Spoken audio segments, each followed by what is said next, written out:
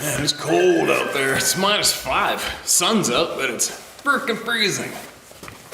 I think I'm on the mend now. I don't think going fishing for the whole day the other day was the smartest thing to do.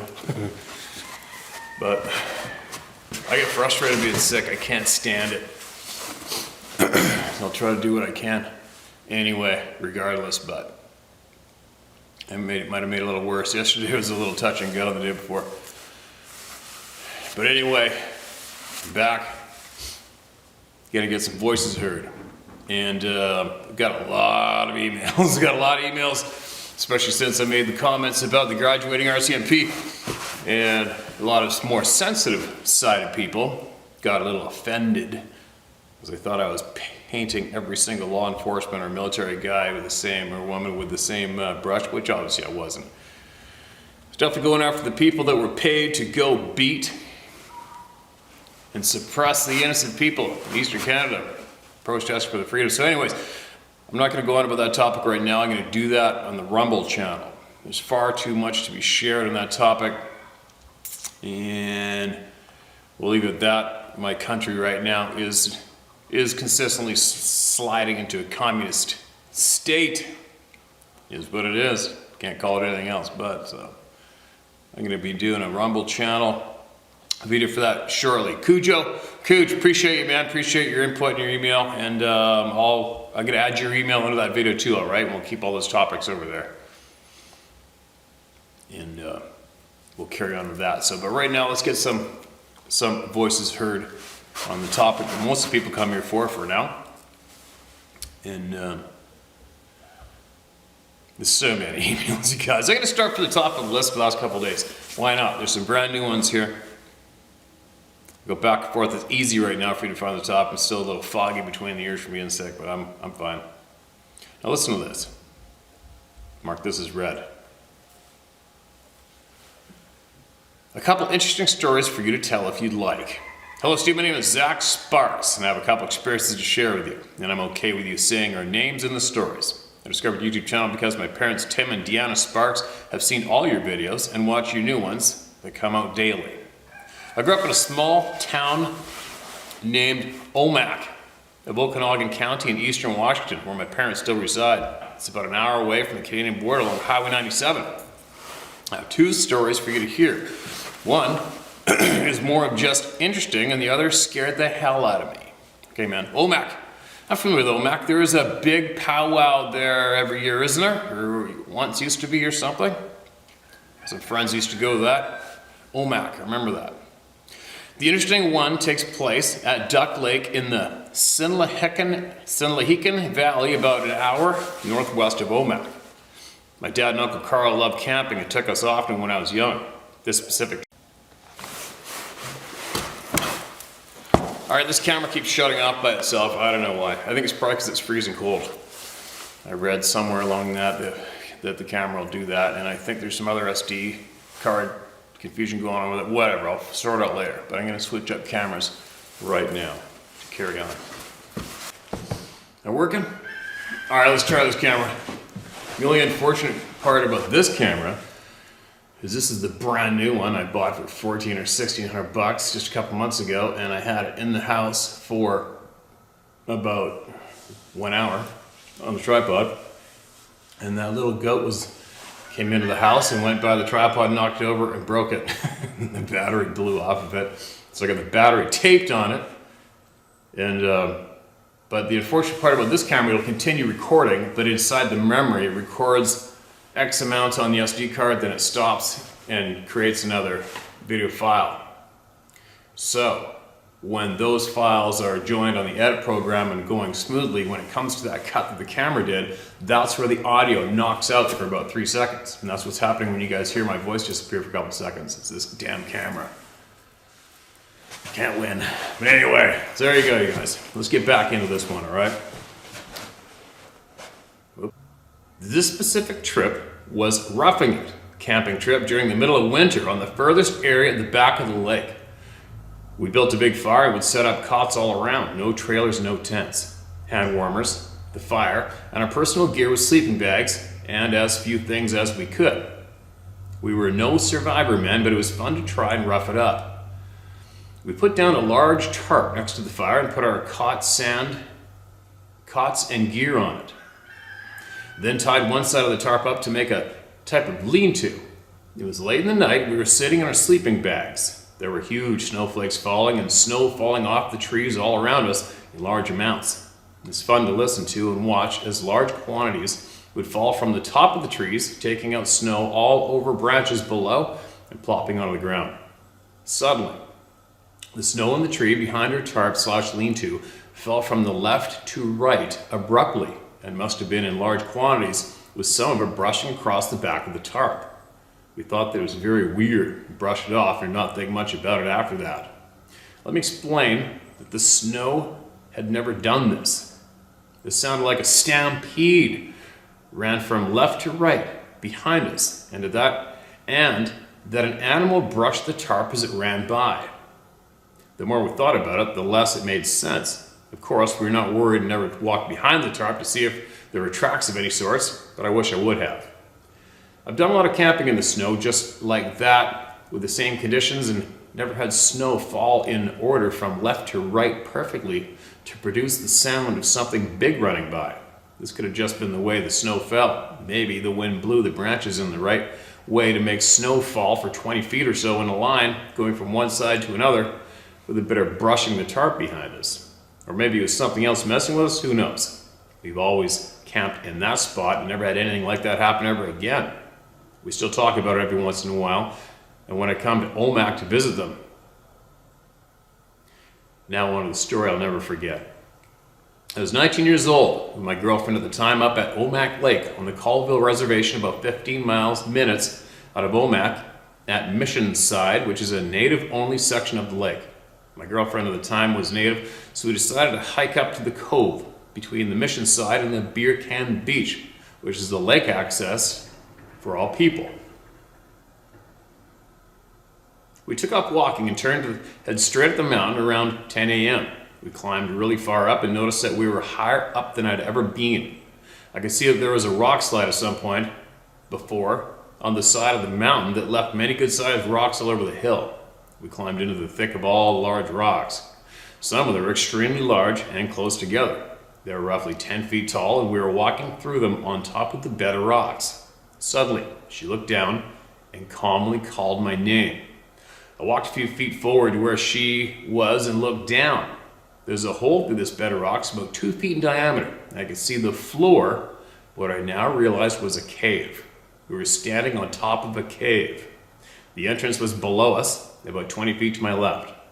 What I saw through the hole was the biggest buzzkill I had ever had.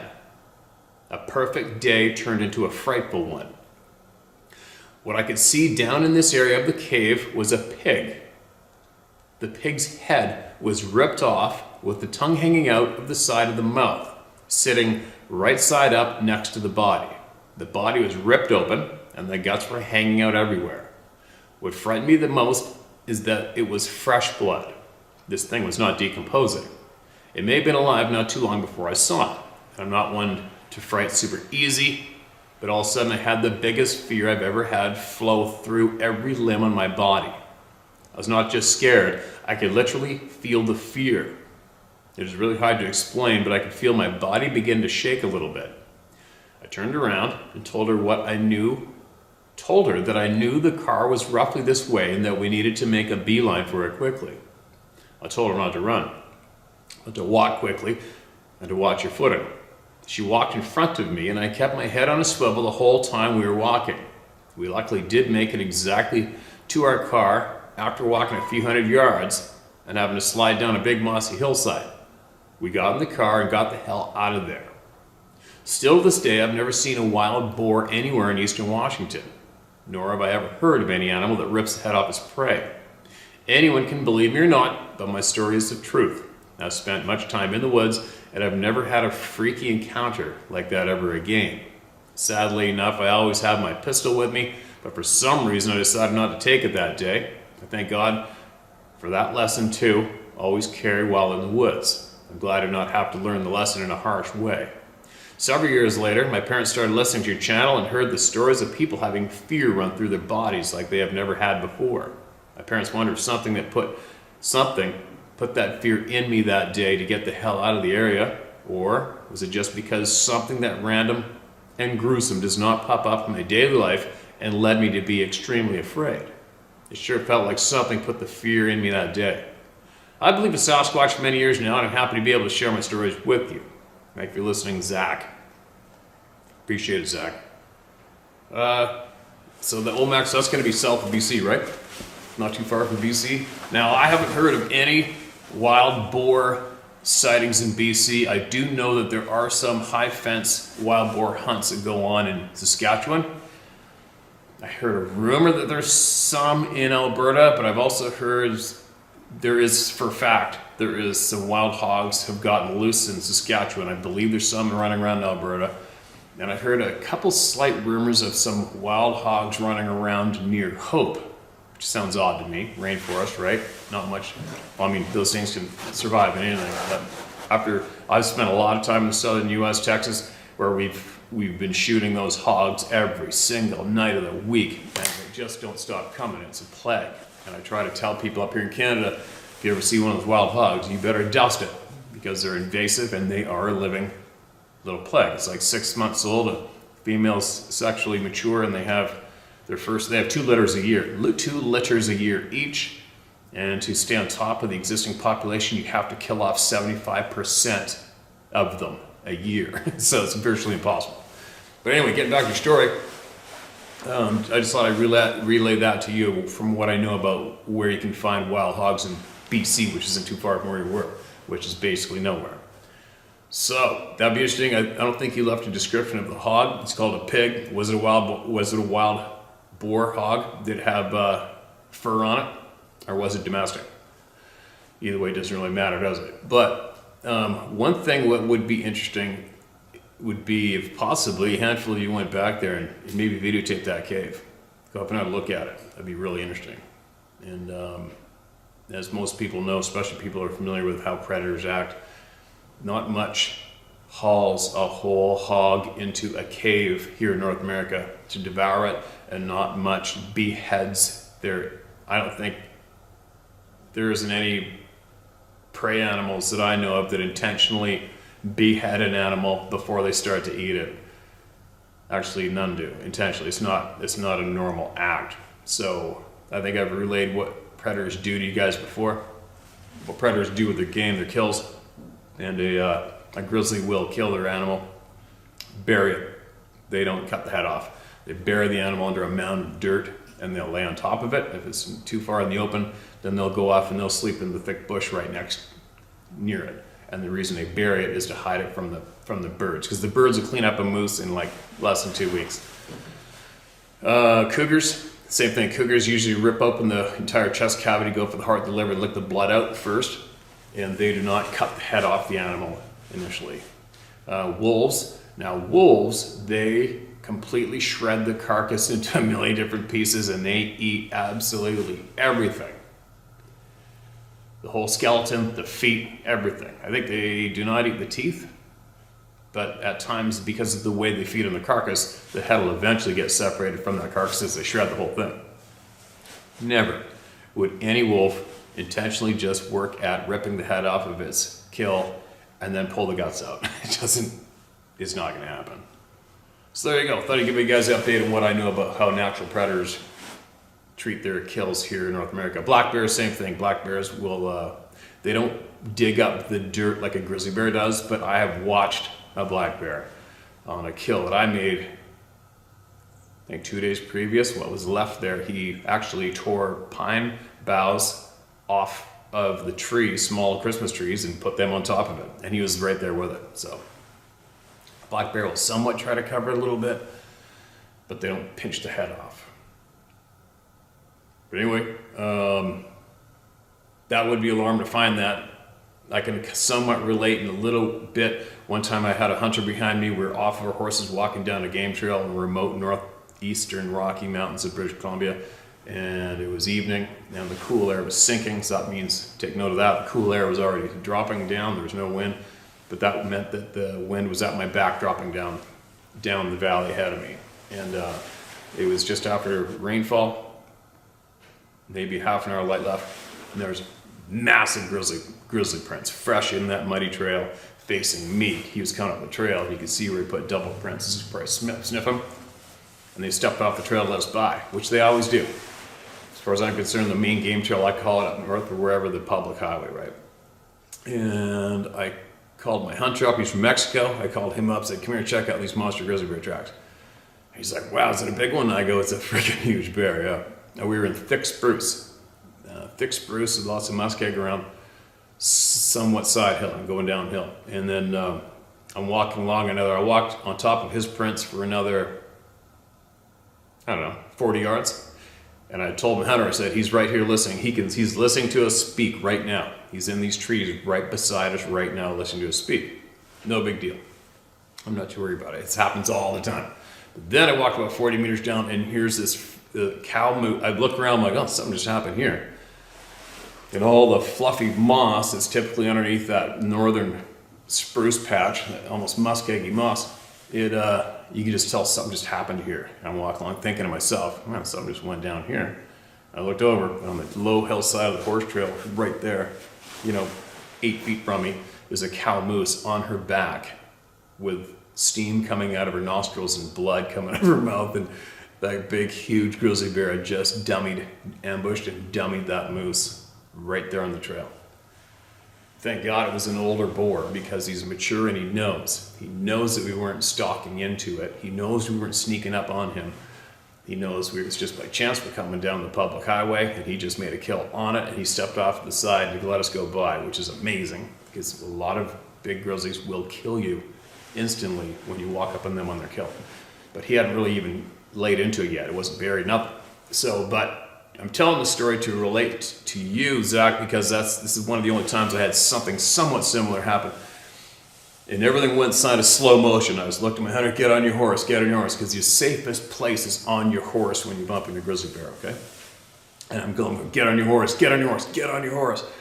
And I'm getting on my horse, and it's like slow motion, throwing your leg over the saddle, and his back is like, it felt like slow motion, because you're just waiting for those teeth to clamp into your ass cheek behind you.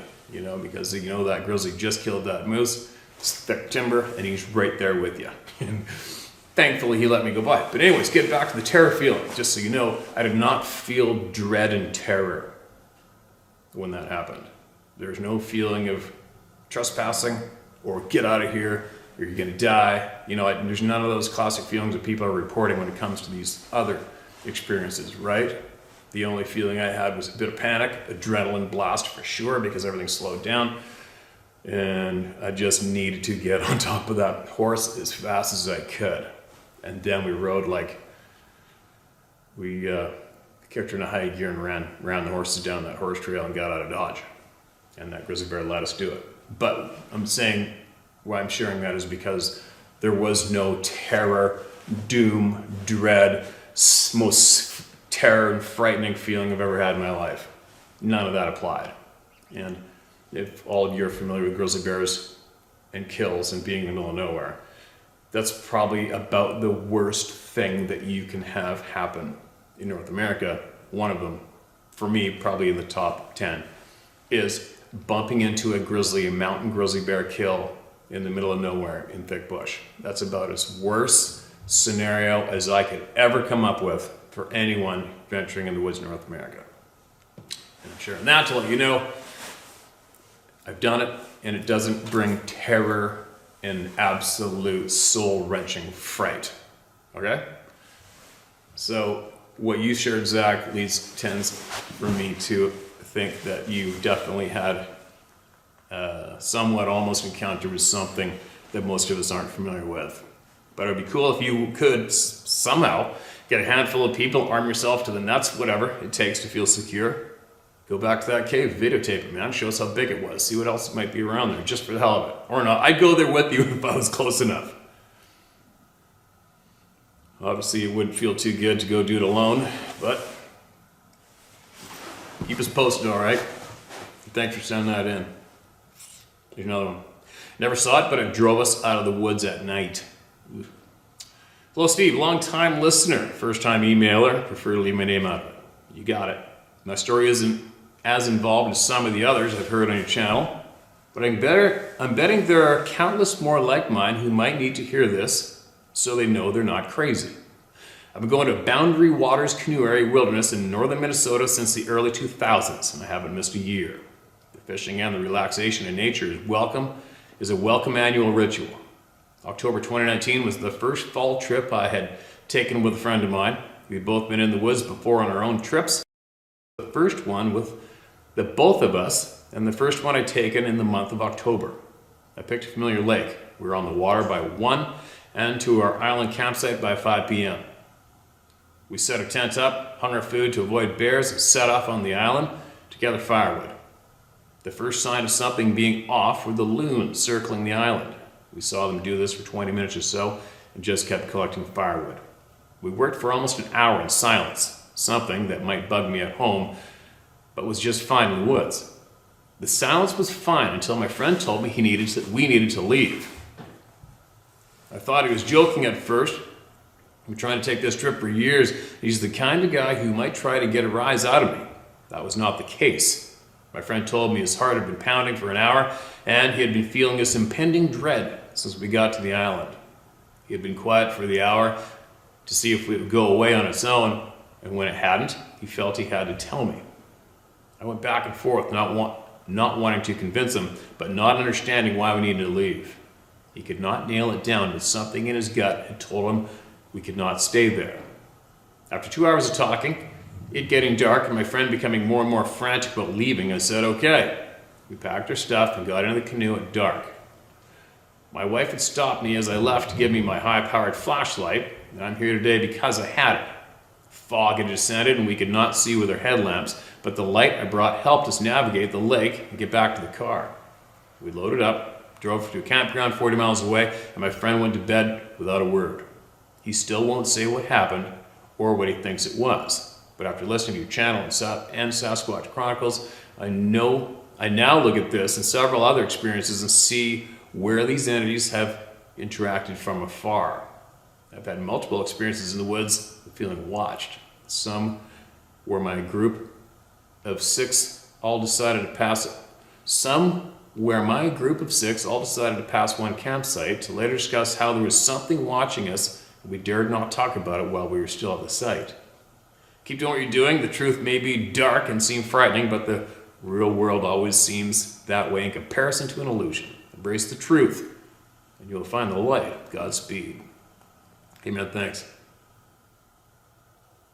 One thing, if your sixth sense isn't in tune, and somebody you with is, they have a gut feeling, you go with it.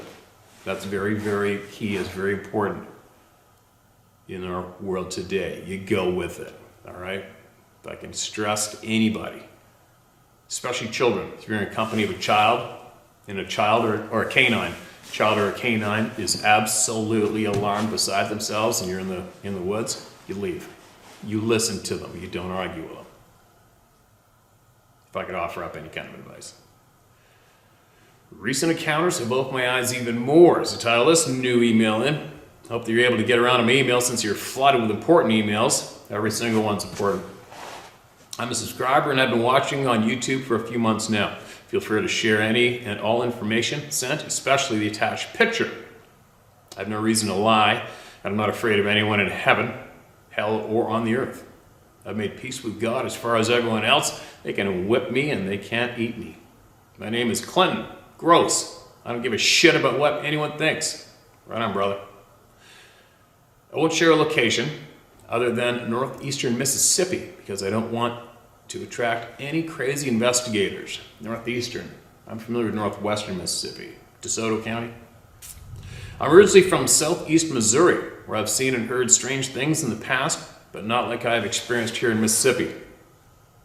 Or with the same frequency. Seems like if you spend any amount of time outside at night, you feel, hear, or see something. Within the first few nights here, I noticed the coyotes yapping, which is not abnormal for most places. I've been all over the United States working as a construction superintendent or a construction crew leader. But the coyotes yapping here is kicked off by what sounds like a wolf howling. A little strange because I've never known of coyotes and wolves running or packing together. Ever since I've been here, however, over half the time I'm outside at night, I feel like I'm being watched. Last fall I was on the carport late at night. I just finished putting a front hub and lower A-arms in my Nissan. It was around 1 in the morning. I just gotten my tools put away, and I was sitting in front seat with the door open. Right foot on the rocker panel, left foot on the ground, looking at my phone, which had gone almost dead. So earlier, I plugged in a cigarette lighter when the motion light on the front of the house came on. So I turned my head straight over my right shoulder to see what had caused it to come on. Saw nothing. Not particularly unusual, but after it had went back off for about 20 seconds, it came on again. And so again, I turned my head instantly and saw nothing. Thought to myself, that's strange. The third time it came on, turned my head instantly and even leaned toward the passenger side rear window to look toward the ground, thinking maybe my cousin had left the chihuahua out, but it was too short for me to have seen it the first 2 times. Still, I saw nothing. Now the motion light stays on for about 30 seconds, and each time it would be off for around 10 to 20 seconds. Approximately 20 seconds after it went off the third time, I heard something growl at me. Eek. Now I've been all over the country, hunted and fished most of my life ever since I was old enough to walk. I've heard most every noise that the known native animals make, but I've never heard a growl like this before. It was too human to be animal, but too animal to be human, if that makes any sense to you. It kind of doesn't to me. Laugh my ass off. Anyway, so there's a Milwaukee flashlight in my floorboard right in front of me, so I grab it, immediately spin and take off after it. The only thought being in my head at this moment was, if it's sneaking up on me, it's afraid to face me eye to eye. Thankfully, looking back, it ran. I continued pursuit. I remember thinking if it's running from me, it's scared of me. I think maybe my response caught it off guard because I had nothing to attack or defend myself with except a 3-inch blade folding knife that I hadn't even drawn. Thing recording? Yep. Thank God himself that it ran because this thing was fast. Imagine something so fast that in a 30 yards pursuit through the wide open, unobstructed yard, I never even caught it with the beam of the flashlight. I pursued all the way to the wood line where I only knew it entered because of hearing leaves and brush crackle thrashing, where it cleared a 3-foot high barbed wire fence where I broke pursuit. I guess my better sense had caught up with me. Speed and agility alone made me no match for this thing. Something so fast that you can't put a flashlight beam on it. Not to mention that when it hit the woods, it sounded like it left the ground and went to the trees. Looking back, possibly I handled the situation best. If I had done nothing, possibly it would have came in on and gotten a hold of me. I say that because looking back, my thought goes to the fact that I stalk things to kill that I'm not afraid of. I stalk them because I don't want to run them down or physically cannot run them down. A night or two later, my cousin said that something had been in the burn barrels where we burn trash. We could hear something in the burn barrels again this night, so we let our pit bull, Maya, out, who was scared of absolutely nothing, we thought. She ran only halfway to the burn barrels in the backyard in full attack mode, but came instantly back with a tail tucked between her legs. Something that I or anyone else has never seen or heard of from her before. From her before. Many times since then, I've heard whoops at night, usually 2 or 3 at a time. My cousin said the other night she thought it was me cutting up. I said, "Really, Rita? You think that I can whoop loud enough that you could hear for several miles?" There's not any question here so far. I just know what I know and believe what I believe, period. My question comes in the fact that I'm remodeling a house of my own to move into. Just a few miles from my cousin's house, where I currently stay and had the encounter, where you could still hear those same whoops from. When I was exploring the property a couple weeks ago, there was an old smokehouse 60 or 70 yards across the grown-up yard property being uninhabited for several/many years. Inside the old smokehouse, I found this head and bones laying on the concrete floor. Rather than going in and out the wide open door, the siding is peeled back on the back side of the smokehouse, where something has been going in and out frequently.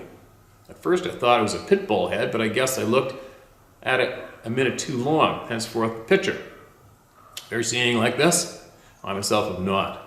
I know that the hide was shrank a little, but the nostrils are far up on top of the snout to be a pit bull or any type of canine. Also, canine typically have a square front of the snout, not rounded, and the front teeth are wide spade shaped like humans. It's obviously not human, but doesn't fit the description of Sasquatch either. Please share the picture, because I'm puzzled. Thanks for what you do. I never expected to hear sensible, rational-minded people talk about things of this nature. People who have known me all my life and know that I am rational with good common sense, that I'm not easily excited, look at me like my cheese has slid off my cracker. When I talk about what I've experienced over the last couple of years. P.S. Those are normal-sized bricks in the picture, approximately 8 by 2 by 3 inches. Beside the head, just to give you a reference. Alright, here's a picture. I'll post it up on the video for you guys to look at. It's obviously canine to me right off the bat. It's highly dehydrated, obviously. Right off the bat, to me, that looks wolf. If I think about it, I'll even post up a wolf skull that I have photographed, alright? But that looks like a wolf to me. Actually, I think I have a wolf right here that I can show you guys. I'll do it right now, alright? 1 second.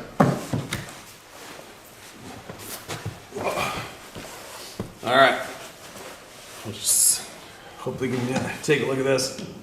So this right here is what a that's a large grizzly bear skull right there. Alright, check that out. I think the angle of that picture is like that. So that's what a large grizzly bear skull looks like, alright? This is an ancient, huge, old cougar skull. Snub face. See that? It's a big old cougar. See all of his fangs are snapped off, ground off. Old, big old cat. This is a wolf. It's an old wolf. It's missing a bunch of teeth. That is what a wolf skull looks like. I think that's what the angle was on that photograph. Something like that. Hold on. I'll pose it down. Let me take a look at this picture for a second. I'll put it in the exact same angle. Alright, so it's laying on its side. So to you guys, it would be like, what would that be?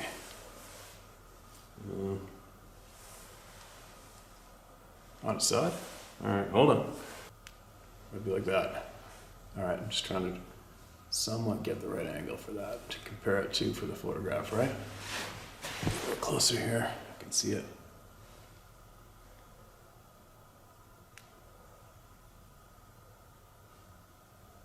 Anyway, there you go.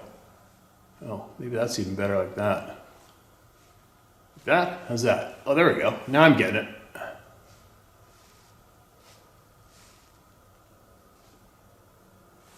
All right, there you go. That's the best comparison I can do fresh off the bat to compare a wolf skull with your photograph, all right? But anyway, if you're really that concerned about it, yep, there's tons of flesh there to get it, to get the DNA scraped off. And the nostrils, the only reason the nostrils are back there is there's no meat left on it and it's all dehydrated. As you can see, the skull right here has the same shape, right? But anyway, there you go. There's only one photograph. All right, so thanks for that share, man. And the speed. Is that you that just said about the speed? Yeah, the speed thing. All right. The speed thing is possibly almost every single person who's noted the speed of these things they've seen out there is what was, quote, the scariest thing was how fast it moved. I don't know how many times people have told me that, and I know people firsthand that told me the same thing. Said it was so fast, it was absolutely unbelievable. And just the fact, the speed part scared the shit out of them. And I think a little while ago we had somebody email in that something did 500 yards in deep snow in a matter of seconds. And probably a bunch of people shook their head like, yeah, right. But meanwhile, you gotta understand, that's been reported thousands of times. It's the speed and the power, right? Obviously, it's going to sound unbelievable. Obviously, to us. But it's getting a little more believable more and more as we hear from thousands of people telling the truth of what they witnessed but didn't ask for, right?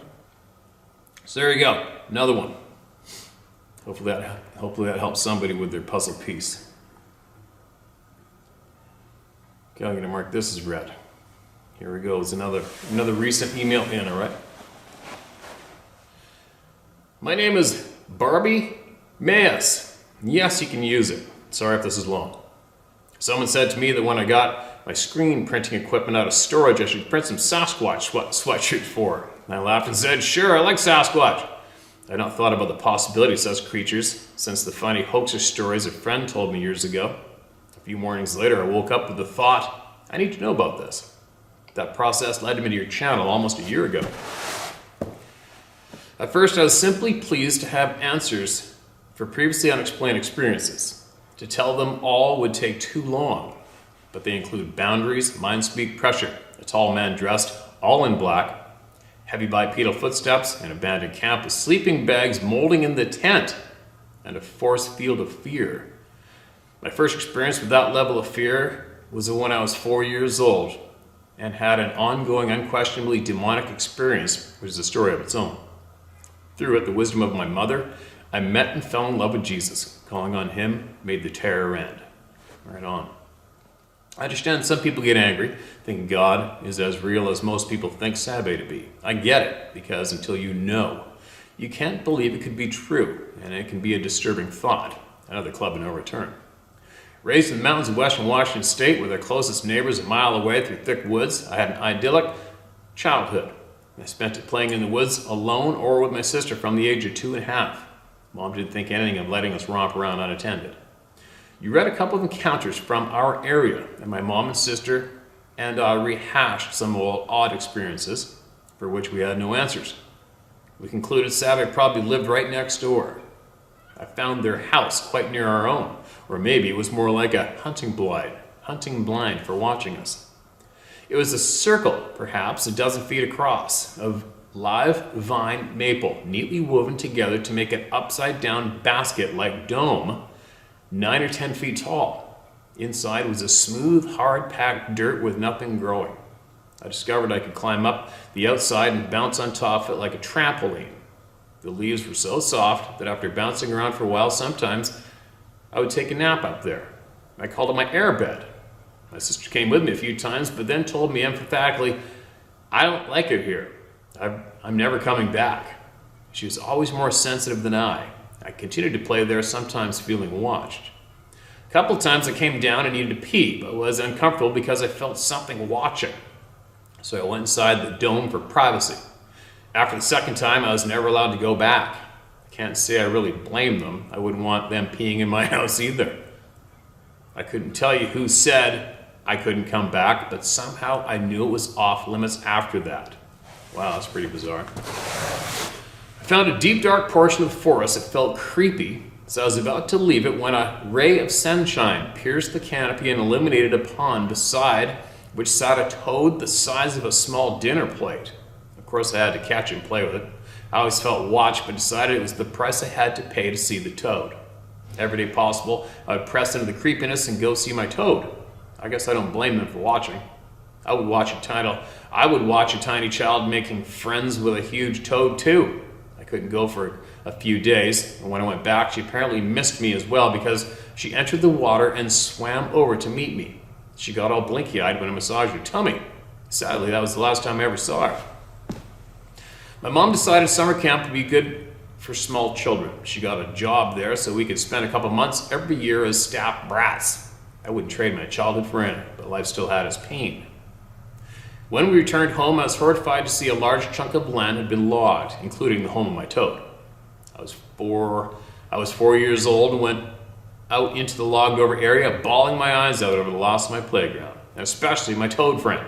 Suddenly I felt dizzy and disoriented and found myself running downhill away from the house against my will. During the previous winter, I'd been rescued from terror by calling on Jesus according to my mother's instruction. So now I call on him again. Jesus, help, I cried out Immediately, I thought to yell for Mom, something I did not generally do. She was up on the roof of the house she was building and heard me and called back. I followed the sound of her voice as we called back and forth. All the while, I'm fighting this force that is trying to pull me in the opposite direction. When I entered our yard, the dizzying pull left me. Crazy. Now that we know about Seve, my mom wondered if I had been pulled away, if I would have joined the ranks of the missing. I'm not only thankful to you and your contributors for answers for odd past experiences, but also for the education I need to face with peace what happened to me yesterday. And I want to ask everyone a question. Years ago, a girlfriend and I went to one of those commercial enterprises that capitalized on the magnetic anomalies present with the vortex. They pointed out the twisted trees. Some were corkscrew shaped and some were kind of curved to make a seat. They said if it were just a few trees like that, it could be caused by damage. If there were a lot, it probably meant a vortex. I think of that whenever I see deformed trees. So I'm wondering if there is any connection to, say, a portal or something. And has anyone noticed a correlation between numerous Save sightings and those oddly shaped trees? I live in Montana now, and yesterday, February 20th, 2022, I went looking for a piece of property to buy. My realtor got sick, and when I found out, I was already on the road, so I went alone. I managed to get stuck in the snow at the end of the road. Many of the trees were shaped like I described. At home, my mom and husband both had a sudden intense feeling that I was in trouble and they should pray for me. Then Mom called me. I had cell service, amazingly enough, and told her I'd just gotten stuck. I told her I was going to try a few things, and if I could not get the job done, I would walk to the closest house and ask for help. I had no sooner gotten off the phone with her than my husband's cousin called and told me to call a tow truck. Had my husband been able to call me, I knew he would have said the same thing. So when I couldn't get unstuck, I made the call. While I waited, I walked into the woods, checking out the parcels for sale, chatting with my mom. For the first time in my life, I had doubts about whether I should be out there alone. When I heard voices in the woods below the road, I said, "Hang on, Mom, I need to listen for a minute." The voices rang loud and clear, and yet I could not make out the words. It sounded like a happy, well-adjusted human family having a great time romping on the heavily fallen snow. One voice that was of a little girl screaming and giggling in delight.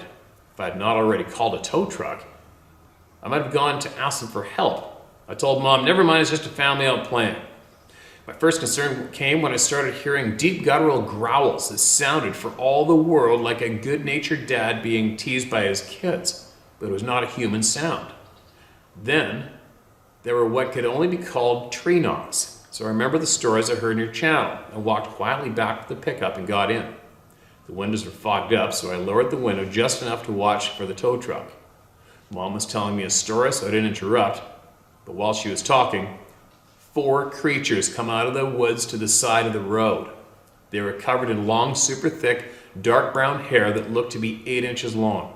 Sometimes they walked like people, sometimes they moved on all fours like gorillas. At no time did they resemble bears. The 2 small ones climbed up and down on the road embankment. All of them would stand up and then squat down and just look like stumps until they moved to a different location. The mother must have been 7 feet tall because she looked substantially larger than a human man, and definitely taller than my 6'4" husband. Holy shit. The big one stood up with his back to me, looking to be a minimum of 8 or 9 feet tall, and started rocking back and forth. Then suddenly the family scampered in the woods. When they were out of sight, he dropped down, moving like a gorilla, galloped out of sight. I said in a low voice, "Oh, Mom, I figured out why you guys needed to pray for me. I just saw a whole family of Sasquatches," she said. She said, You didn't. Tell me about it." So I told her what I'd just seen and ended with, "But I don't know what upset them and why they ran away." "Oh, yes, I do. There's the tow truck coming." When the driver got out to talk to me, I could see 3 of them come back out to the side of the road. They stood up and squatted down and played around. The big guy was not with them. I said nothing to the driver about what I was watching over his shoulder. Perhaps I was feeling a little protective of the happy family. Holy shit, really? I took a couple of pulls to get me unstuck. While he was adjusting his equipment for the second pull, I stepped out of my pickup. I glanced up in time to see a monster shadow flash between the trees. If I had blinked, I would have missed it. There was eye contact for the tiniest fraction of a second, but I was left with the impression of surprise that I had seen him. I'll bet his torso was as tall or taller than my whole 5'3" body. Also, the movement was not the same as before. This was less natural and more like a spirit being. There was never any fear because they didn't see me until the tow truck got there. But I cannot imagine the dad being pleased that I saw his family. I followed the tow truck out and was happy to leave, and very happy not to have walked past them for help or be stuck there overnight. Thanks again, Steve, for the education that made this experience better and safer than it could have been. You very well may have saved my life. God bless you and keep you safe. We're praying for you and all the brave people fighting for freedom in Canada. Barbie Mass. Mass, I hope I pronounced your name right, Barbie. Thanks for that email. And that just happened the other day and there's snow on the ground. I'll guarantee you there's probably going to be dozens of people commenting in the comment section saying, oh, there's another sighting in snow and nobody went up and took the pictures of footprints. Right? Everybody's going to be saying that. So possibly, maybe, grab your family and go up there and see if you can possibly see some footprints. They'll still be there. If it hasn't dumped a pile of snow since you emailed me, there's going to be some kind of prints in that snow, right? Should be anyway, but it's never a guarantee. And when one thing I want to take note when you're describing that dome, that woven branch dome, I've heard some people mentioning finding nests. They call them nests, where Sasquatch are nesting. Now, just so all of you know, it doesn't matter what type of bed it is or what type of the game. I'll talk about game animals, all right? Like here in British Columbia, especially on the coast, for black-tailed deer, as an example, I can go up a steep mountain in the big timber, zero in on the biggest fir trees I can find in the timber patch, and I'll basically bet the farm there's going to be a deer bed at the base of that tree. That's where they lay. And I don't even have to guess about it, what type of bed it is. I can stand on top of it and look without squatting down, I'll look down, and 100% guaranteed there's going to be deer fur in that bed. 100% guaranteed. So, I'm just saying this is a quick mention for all you people that think you find a Sasquatch nest. Well, I don't laugh. I'm not being sarcastic. I just think it's humorous to me. People think they make nests like a freaking bird, but anyway, you find a place where you think that may be the case. If it is any kind of a nest or a bed or 110% guarantee there's going to be hair there. If it is what you believe to be any kind of a nest or a bed or a resting area, there's going to be hair in it. 100%. I've found numerous bears that laid down, same thing. There's bear hairs, fur hairs, whatever you want to call it. Single strands of fur laying there on the ground. Moose, elk, sheep especially, mountain goats, same deal. Every single, including us. Wake up in the morning, check your pillow, see how many hairs are there from just one night's sleep, right? It's a fact. Whoever has hair and fur, you shed it. It falls off, especially where we sleep and what. That's about it. I've been doing a little bit of babbling so far. I had 2 coffees this morning. I got lots on the go, as usual. And lots to talk about on the other channel. There's a lot happening in my country. And the more my country slides into communism, which is not an emotional description, it's a fact, the more I have to think about how I'm going to go about playing my role in getting the truth out of the people about other truths, including this one's no problem, but I'm possibly going to have to keep other truths now more condensed and shared on the Rumble channel, I believe, and where it's possibly going to be more safe than it's not safe here. It's not safe here to share the other truths that are going on currently in my country anyway. My government's now seizing the bank accounts, freezing the assets of anybody against them. That's what they're doing. So, am I scared of my government? I'm not scared of shit. Do I need to be smart? I need to be smart. I need to use my mind. I'm getting absolutely flooded with emails from concerned people around the world, people I know, people who are very, very intelligent, far smarter than I ever dream I might be one day, but I'm listening to people, and it's the part of the game now is being smart, right? You got to be smart. Not emotional and not reactive. You can't react with your emotions now. You just got to think and be smart and do the right, proper, smart thing. And I do have a substantial reach to the world, and that's something to consider when it comes time to being smart and playing your role smartly. But in the meantime, every single voice that comes my way is going to be heard through me through here, all right? And I will close on this. Remember my stance on this topic. Once you become a member of the Club of No Return, once you see something like this, which we've been talking about, the main topic we've talked about here, once you see, you know. Once you see, you know, you also instantly get punched in the face of the fact that we are being lied to and misled. All right? That is a fact. I can say that with absolute confidence. We're all being lied to and misled. Okay? I'll be back with more real soon. Be safe. Be smart.